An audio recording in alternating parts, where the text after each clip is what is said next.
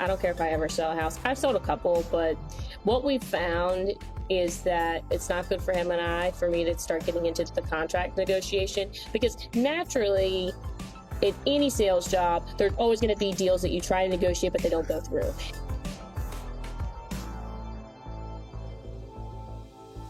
What is up, everybody? Welcome back to another terrific episode of the Reside Platform Podcast. I'm your host, Suneet Agarwal, and today's episode is going to be a fun one.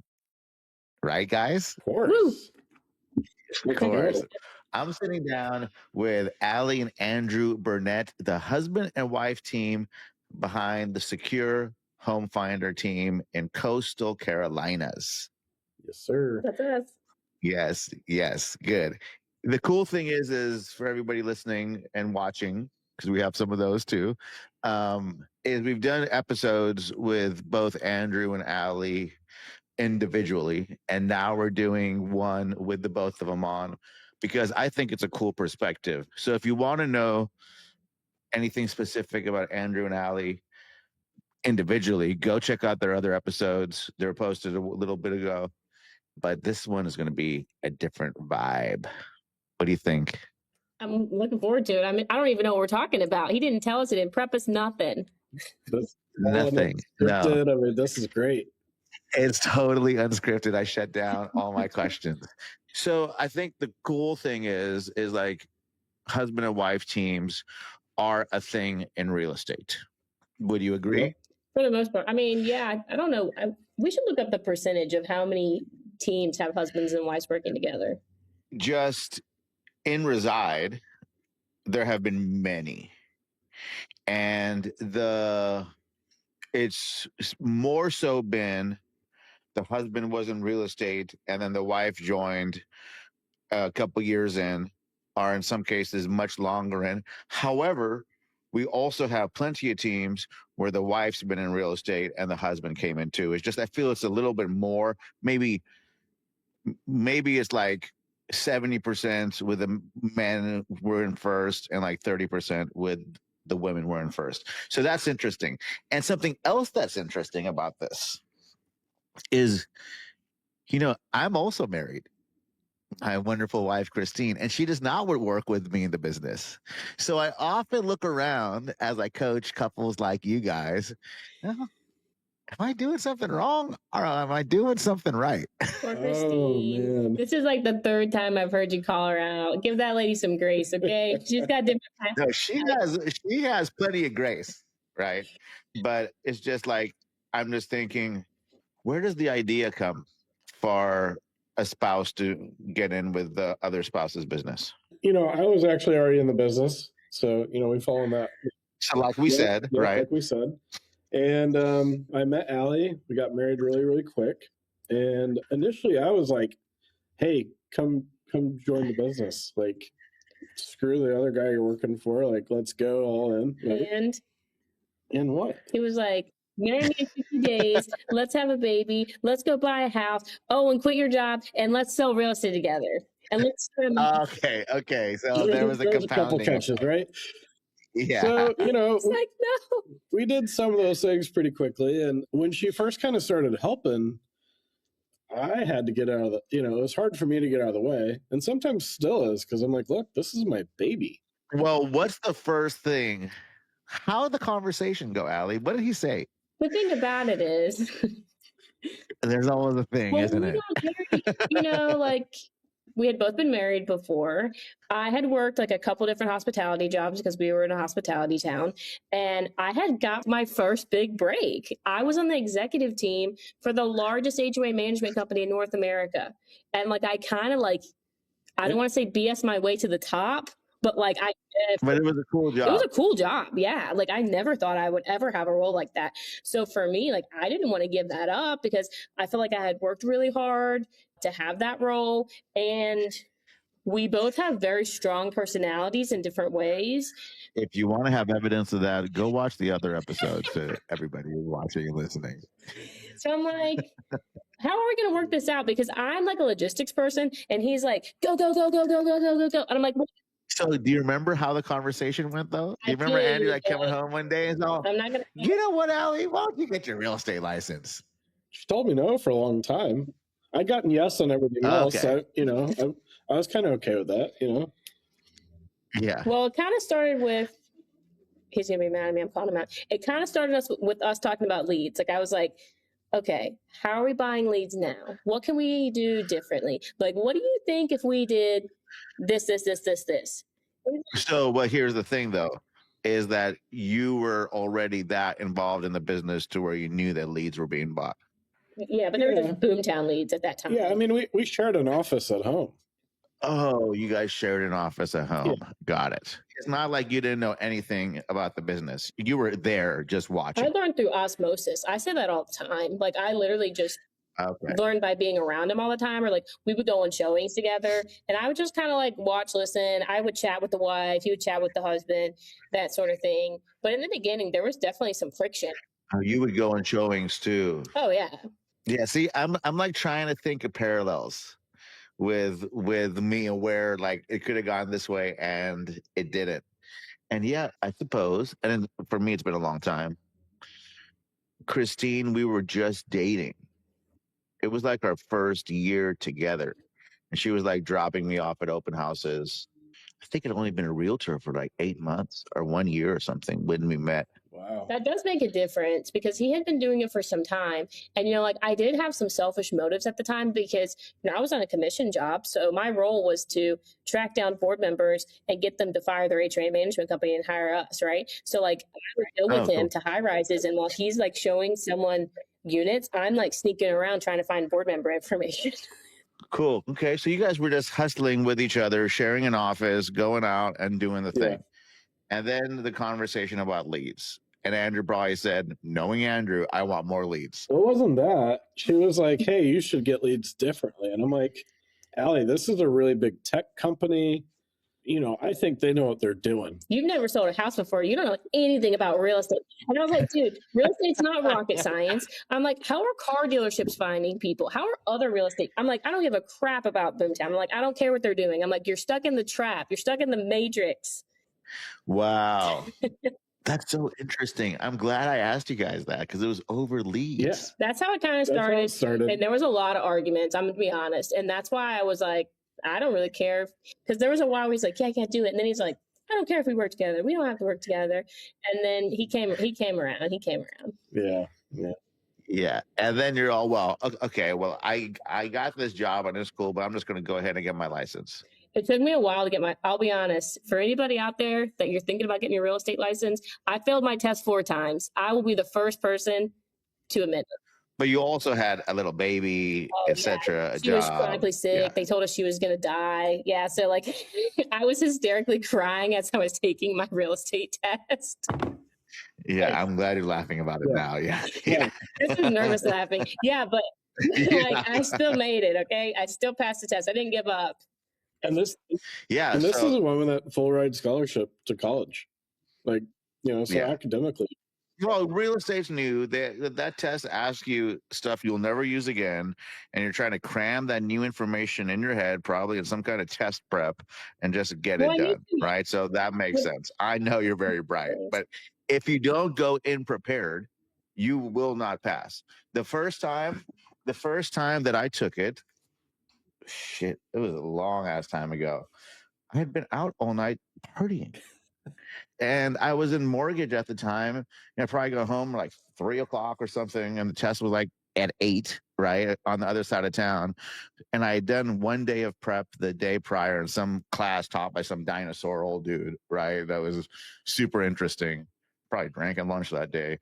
And I failed too the first time. Well, and I think I had learned too much because by the time I had took my test, we had already been married like 1.5 years. So I had been around a lot of real estate. I basically had learned through osmosis. And, some of the answers on the test, it is not how real estate happens in real life. Absolutely. Well, they make it tricky. Oh, yeah. Oh, yeah, for sure. Yeah. Anyway, so you went ahead and got your test. You got your license. When did you quit the other job? 6 months in. Yeah, I guess. Yeah. Probably 6 months in. And then, so what was the team makeup? Or the business makeup at that time? Was it just Andrew solo working somewhere? Or do you have a couple It was just you and agents? Kayla. And Joseph. Yeah, Joseph had just kind of got his license, but Joseph is an agent or was a No, buddy? he was a buddy who worked for me in a previous company of mine. And I was like, hey, dude, I'm shutting down the marketing company. Get your license. And love him to death. But, real estate stuff. Didn't No, work I out. mean, he's still with us, but real estate isn't like his full-time thing. if he hustled, Oh yeah, cool. he'd probably be better than us. Oh, yeah. And could sell a lot of houses. He just, that isn't what drives him. Totally. And that's all good too, Yeah. right? For people. So it was a little team. How many houses do you think you sold that year that Ally joined? He doesn't know. Listen, when we got Yeah. married, I said to him, like finances is something that you talk about before you marry someone. So I'm like, okay, how many houses did you sell last year? How much money do we have coming in? And how many do you anticipate to sell? And he's like, I don't know. We have money in our bank account. Yeah, totally. That's how it That's is. so Like, I don't cultural. remember how many houses I sold. Like, I think you were like 7 million. I have some really big numbers. I would be cooler if I did know, right? But I think like 7 million, 10 million, somewhere in there. Yeah, I was always a $10 million or more producer. yeah, so you were making cool Yeah, money, yeah. right? For a young couple, right? I mean, you guys were doing stuff, and then Ally came in. And what was like the first thing you did, Ally, when you joined and had left the other job? Spreadsheets, man, spreadsheets. He was so pissed. He was like, no more spreadsheets. So that was like another argument that we had. But why was there a need for spreadsheets? Well, because we weren't tracking. Nothing was being tracked. Well, it was. It was just being tracked in here. Up in my head. brain. For those of you who are listening, that it was a point at the head. Yes. So you instantly came in and said, we need to start tracking stuff. 100%. And why did you think that was important? A few reasons. Because when you're stuck in like the day-to-day of real estate and you're just like buying leads, what's coming in, you're calling them, and then you're not following up or having good systems in place, or you don't know who's coming into town, like you're losing. Like you're wasting the money. It's nice to win. So, yeah. Where did you think that idea came from? Was it from your previous jobs? Yeah, probably. Like I've always been like, or was it out of curiosity? I've just been like a sales psycho my whole life, basically. Okay. So it was out of previous sales jobs where they had you tracking, like the corporate sales jobs, they have you tracking, because it works, by the way, ladies and gentlemen. And I want to point out, like, we had good conversion. Like, we had good, like, tech, essentially. Totally. Right? I just, He was doing a great job, okay? I'm not putting him down. No. Like, and, not taking it that way, but, like, we were making money. And my thing is always, like, sales was a cure-all. So, like, totally. I would just... Which it is, too. I'd go out and sell one. Right? I mean, the only thing is, like, it's refinement. Yeah. Right? Like, when sales are good, it's just refining everything. Right? Because with your spreadsheets, did that help improve the business? 100%. 100%. Yes.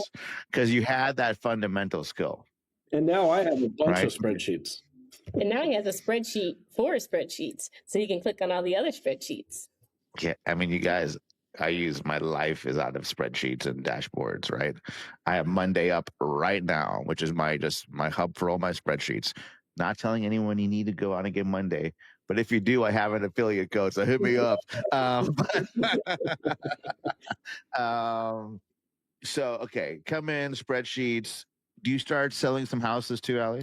No, to be honest, I don't care if I ever sell a house. I've sold a couple, but what we've found is that it's not good for him and I for me to start getting into the contract negotiation, because naturally in any sales job, there's always going to be deals that you try to negotiate, but they don't go through. And so when that happens, there's always some sales pressure that happens with the salesperson of like, oh my God, like I lost the deal. What can I do to fix it? And so it caused a little bit of a rift with us. So we just kind of put the line in the sand of the definite pass torch of if someone's ready to write a contract, there you go. So doing from that point forward.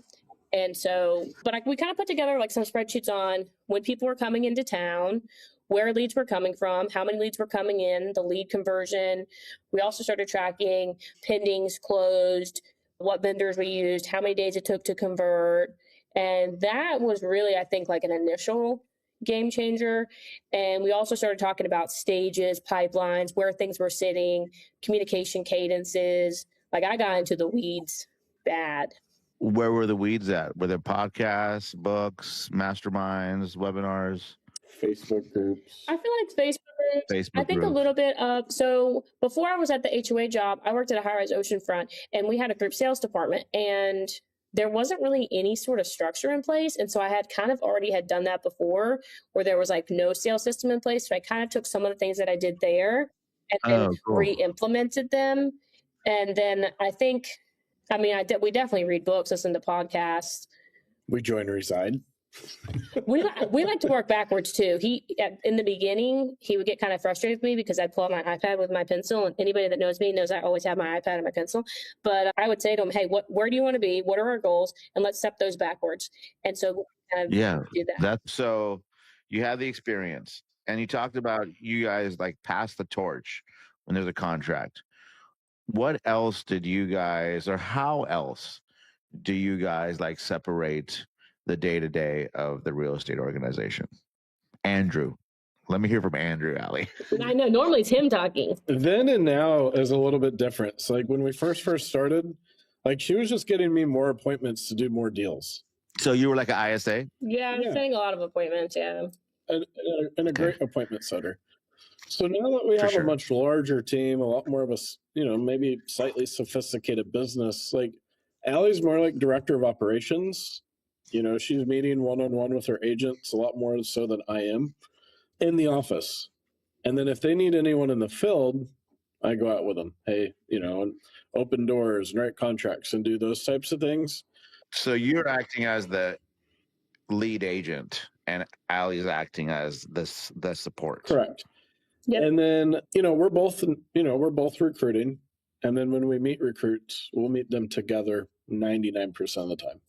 Fascinating. We have to. What we found is that when people know that they're joining a team where there's a husband and wife team leaders, they will not join unless they meet both of you. Now, sometimes if the person's desperate or maybe they don't have a lot of like real estate experience, they're not thinking it that way. But many people have said, like, I would not choose to work with you until I met both of you and see how you guys work together. Fascinating. I've never heard that. That is a writer downer.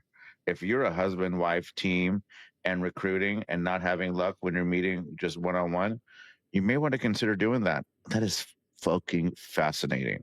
Yeah, I've heard that. Is it Ross? I don't think it's true for Ross. Well, I don't have an accent like Ross, so.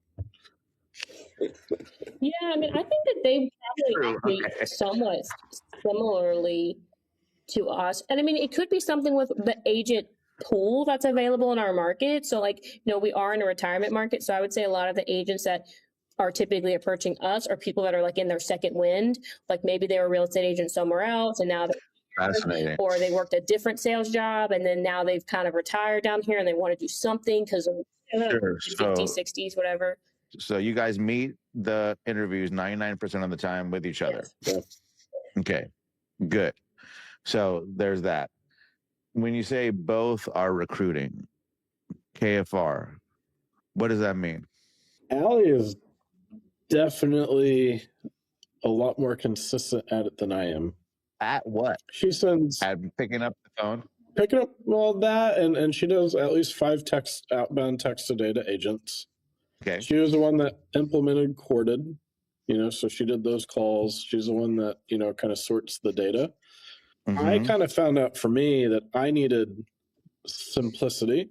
So I actually downloaded a list of people and I put them inside FUB, and I've now started calling from FUB. A strategic list, not just any list. Yeah. So a very strategic list. I also will say, look, we grew kind of quickly when we partnered with Reside. Obviously, no one has a good picker. You know what I mean? It's like you never know if the agent's going to be good or not. And I think we focused really heavily on like that part of the business, and like my production slacked a little bit. So like, I don't know, probably the last 30, 60, 90 days, I'm like, okay, I got to do a little bit of production to keep the dollars coming in, at least for a little bit more. And for a second, I was like, gosh, man, recruiting just seems like another job. But like listening to you and John and everybody that we have, it's like, he did a Monday call where, basically talked about every person that you add on to the team, like the dollar. right? Yes. So I kind of implemented like a showing agent for me so that I could be in the office a little bit more. And I just started calling.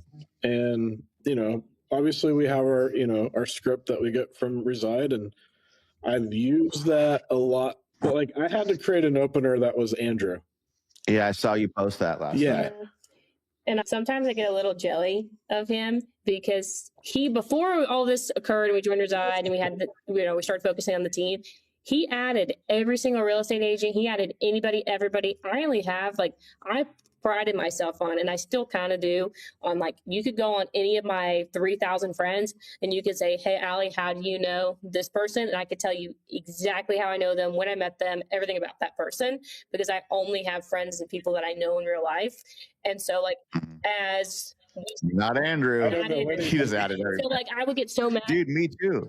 We'd post this podcast stuff and I'm slaving to get this podcast together, and then he shares it, and then all of a sudden these agents are like, hey Andrew, saw your podcast, that's super cool, can we talk about joining the team? And I'm like, I'm doing text, I'm doing all this other stuff. You got text messages like that already?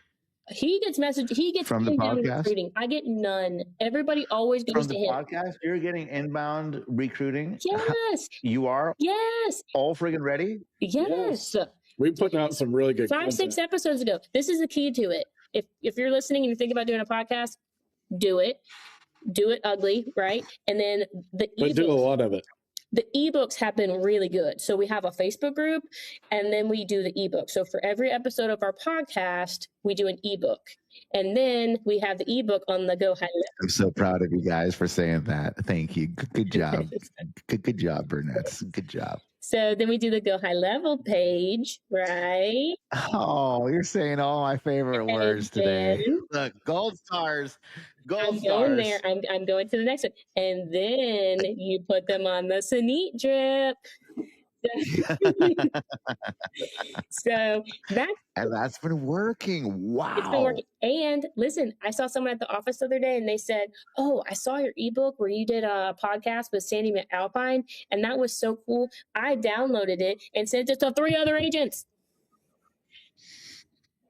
And the other thing I want to add to that, so as we're recruiting, and I kind of heard this from Alec Cheplack at the Tahoe event, he said that adding people on Facebook is a money generating activity. So when I'm calling people, I'm instantly adding them on Facebook. So by the time we meet, they know a little bit about me and Ally. And we're adding to our podcast group. That's the second part 2 on there. And we're obviously trying to post a little bit more. He does a great job posting, and I'm riding his coattails on social media like no other. He tags me on all of his stuff, but he gets a lot. You get a lot of inbounds. I would say you probably in the last 6 months got 15 to 20 inbound recruiting messages. People messaging from social and from the podcast and all this, your emails that you're doing. It's always him. I'm like, can't one person ask me? Dude, that's so dope. Great job. I mean, you could get more, so you better, but that's a good start. Yeah, it's a good start. And I just winked at him because that's really great, period. Yeah, got to talk shit. Good. That's so good. What a writer downer. So the podcast has a Facebook group, and then you scrape every podcast and make it into an ebook. It's got to be good. It can't be at first. We have VAs we work with, and they'll take the content from the episode and then they'll add more. I'll tell them tips to add more, but it's got to be good. It's got to be dense. It's got to be stuff that they want to print out, put on their desk. Yeah, I mean, my input on that is I would try, and maybe you do this, I haven't seen it, this is the first time I heard of this, is I would try and make the ebook not like the podcast, not relevant to the podcast itself, but just relevant to the content in the podcast. It's kind of like that. So Sandy McAlpine, we just talked about her. So in her, she talked about 75 hard and things that she does with her agents. And then she sent over her 75 hard checklist. And so the ebook has a 75 hard day checklist, plus has a tracker, plus has her information. We have affiliate links, All Oh stores. yeah, Allie's trying to get some affiliate money. We did one with Ross Hardy. We put his affiliate links in there. We need to reach out to him and see if we got any money off our ebook. Yes, good. I mean, speaking of books, have you guys got Team Leader Secrets yet? Oh my You're god! not gonna listen. So I ordered it, and it accidentally went to my grandma's house in Illinois because Elliot just Okay. ordered her something off Amazon, and I didn't check the address. I sent her a So birthday I'm gonna. gift, We're supposed to be there for Easter, so I'm gonna read it then. Okay, cool. Yes. And I'll give you guys two autograph copies when we get down to when we get down to Florida. At least I think it's two. Maybe I'll give you at least one autograph copy then. And if I need to give you two, then we'll figure it out. Okay. I have to get him off Amazon too, right? It's not like I have a box. Like if I want one, I gotta get it off. You better make your own Amazon affiliate link so you can get a little bit of money back. Yeah, well, yeah, that's okay. That's okay. The book is sold. Today is February 20th. The book's been out for like a week and a half. It sold over 1,200 copies. Dang. And how big were your aunt? Just kidding. Yeah, probably one. That's awesome. I was hella surprised. I was talking to John last night. I was like, bro, 1,200? He's all, what? That's Yeah. awesome. Yeah, that was super cool. Maybe somebody bought a big box. I don't know, but it doesn't tell me that. John bought like 10 of them. No, he didn't. No, he probably bought none. Right. But no, I'm kidding. Recruiting, you guys are both doing it. What else is like with the leads? How do you guys approach like the buyer and seller leads? Are you both working those too? Oh yeah. What does that look like, Ally? Well, here I'll talk to what happens after the lead comes in, because Andrew does all the techie stuff on getting the leads in. I just had like one really good idea in the beginning, and then he just figured out all the pieces. But I mean, we have Pawn, Smart List, we do money time shifts. Do you work money time shifts? We work in the weeds with the agents. But then you don't take the appointments, you give them to Andrew? Yep, that's right. Yep, and I just explained to them, every person that we talk to on the phone, we say, hey, listen, my name's Ally Burnett. My husband, his name's Andrew Burnett. We have the top producing team at the largest brokerage here in Horry County. Looking forward to helping you. Just so you kind of know, whenever you're ready to look at a house, my husband Andrew's going to show you. We have 4 kids, and so I got to drag all these kids all around the world.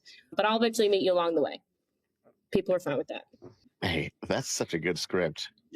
Sounds like you may have said that a couple of times, Ally. Once or twice, but it's true. I mean, that's the thing. The best scripts are true. If you got to make up some shit to sell something, you might get sued, especially in real estate. Andrew will bring me up if it's going to be like a win, if he thinks that the client will, be excited to see me for whatever reason.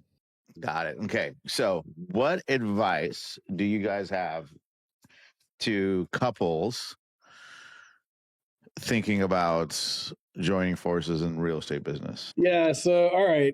Couples wanting to work together, find what you're good at and just do it and allow the other person to do what they're good at and let each person stay in your lane and then talk at the end.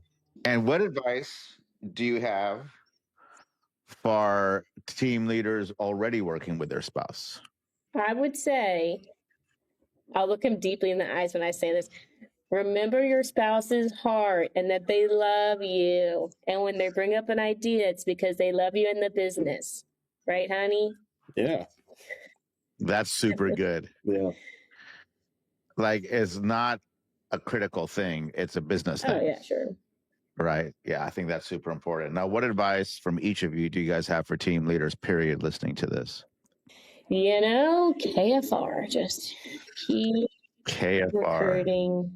And I mean, I think too, like, make sure you're plugged into other team leaders, other people that have already done it. We turned our wheels, wasted money, like did all this random stuff, trying to figure it out on our own. And a lot of it was good. Like when we joined Reside, like a good bit of it was good, but like it took us way longer. So path of least resistance is joining Reside and coaching with Suneet. Yeah. My list is full, but joining Reside for sure. You can get on my wait list. How about you, Andrew?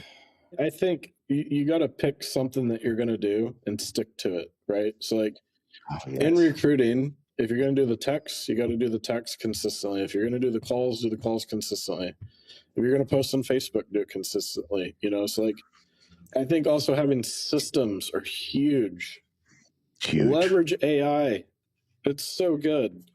And if one doesn't do it, check out another one. So like I put a post on Facebook today that I used ChatGPT a lot because that was the first one I used, and it didn't do what I wanted this morning. And I went to Gemini, and it was awesome, right? So Yes. leverage. Obviously, coaching's huge. And we leverage that even with agents. So I proudly share. I don't know everything, but I'm a learner, and I think learners are earners. Mm-hmm. That's the saying I heard a long time ago, and it's true. So, we tell our agents, hey, like our coach, ran the top team in California, did $1 billion in sales, and they're like, what? In 1 year. In 1 year, so Yeah, in 1 year. and I explained that, we're following a proven method and system that's working for tons of teams across the country and lots of different markets. Just do the work. Just do the work. What's something cool you're using AI with right now, Andrew? Because I know you've been doing some cool shit. Yeah. Okay. So I shared this the other day. I don't watch TV. Kind of weird, I guess, maybe not, but I watch way too much TikTok, and of course my algorithm's filled with what I want to watch. If I run across something on TikTok that I would like to share with my audience on Facebook, I get the transcript and then I put it into a GBT, and it creates a post for me. Mm-hmm. I read over it and I slap it on Facebook. And that's working good for engagement? Working good for engagement. It definitely helps, fill in some posts. It's not my whole posting strategy, but definitely helps. We just added in iMessages into our CRM that has you got blue text that has AI component in it, and that's working really well. We just one tactical like real estate thing that we started doing with AI is we had somebody that wanted to go look at a bunch of different places, and honestly, like, we're not tour guides, so I put together like this is the criteria of the different things this person's looking for in the neighborhoods, and put together what type of community, what amenities are available, and the address to the front of the community. And then I pulled it, confirmed it, whatever, looked at MLS, and then I took that and I put it, and I said, put this into. You put it where? ChatGPT. And then I put it, and then I put a prompt that said, take these communities and put them in a drivable Google Maps route from north to south. And then it uploads a file, and then you upload that file to Google Maps, and then you send the link to the client. That's been good. What is your social strategy? I definitely do one post a day around religion. It's important to us. I try to do at least one post a day about my family, my wife, my kids, my dog, something personal. And then I always do one post a day, or at least around business, recruiting, doing our dials, buying rental houses, like whatever we're doing. And that's the minimum. I'm really trying to be at like 5 or 6 a day, 5 or 6 posts a day. Mm-hmm. I get to that probably 4 days a week, 5 days a week. And then, the weekends hit and I got 4 kids. And I'm like, I want to put... Yeah, but the engagement's down on weekends anyways, so it doesn't matter. Good to know. Right. And something also about 5, 6 posts a day, the best way to do that is to get with some colleagues and you guys share each other's posts. So you're still hitting those number of posts without having to be so creative. And I want to add this too. So like when I created this GBT, I literally took all the Facebook pages of all the Reside coaches and I copied the link and I put it into it and had ChatGPT crawl it and said, hey, I want you to post like these guys. Wow. What's that saying? Flat, copying flat. What is it? I only know one of them who got 37 million views last month. I don't know. John Steplack? No, Suneet Agarwal. It's a different strategy though. Okay, good. So if somebody wants to send you guys a referral or learn more about everything you're doing, how should they get a hold of you? Call Ally, 843-771-5353. That's his number. That's my number. Yeah, that's what I figured. Yes. Good. And you know what? I do want to give a shout out to you guys because you guys are curious and learners, and it shows, right? And you are not like this egotistical driven real estate team, which is really refreshing in any kind of industry. So keep it up. Thank you. Yes. Thank you, Suneet. You're so terrific. That's what she Keep the said. compliments coming. What else do you love about us? You guys, make sure you check out the other episodes with Ally and Andrew by themselves. And then, you get the full perspective. These guys are doing big things. Definitely a team to look out for in the coastal Carolinas.